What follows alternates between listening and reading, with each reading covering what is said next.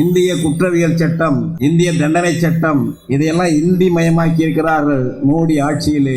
இவற்றையெல்லாம் தமிழ் மயமாக்கி தனித்தனியே மாநில அரசு அதிகாரத்தின் கீழ் கொண்டு வர வேண்டும் என்ற கோரிக்கையையும் நாம் தமிழர் கட்சியினுடைய தேர்தல் அறிக்கை கூறுகிறது. இவற்றையெல்லாம் எடுத்தும் விளக்க வேண்டும்.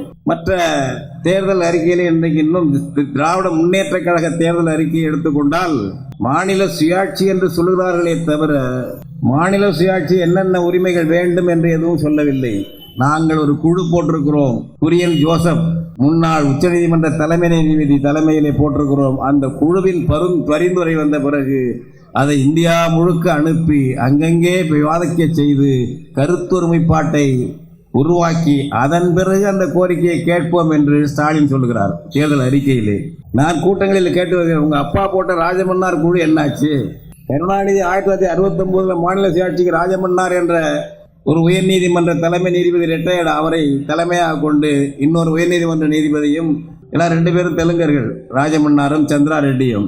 நம்முடைய ஏஎல் முதலியார், லட்சுமணசாமி முதலியார் தான் தமிழர், சென்னை பல்கலைக்கழக துணைவேந்தராக 25 ஆண்டுகளுக்கு மேல் இருந்தவர். இந்த 3 பேரை கொண்ட குழுவை கருணாநிதி போட்டார் மாநில சுயாட்சிக்காக. 69 போட்டார். அவர் வந்த பதவியேற்ற அந்த ஆண்டே போட்டார். 71 பரிந்துரை கொடுத்து விட்டார்கள். இன்று வரை அதை பற்றி பேச்சு கிடையாது. ராஜமன்னார் குழு அறிக்கையை செயல்படுத்தினவர்கள் கேட்பதும் இல்லை, மாநில உரிமை மீட்புக்கு குரல் கொடுப்பதும் இல்லை. ஏதோ புதுசா இப்போ ஒரு குரியன் ஜோசப், ஏனென்றால் இப்பொழுது ஸ்டாலின் தான் இதை பற்றி பேசுவோர் போல ஒரு நாடகம்.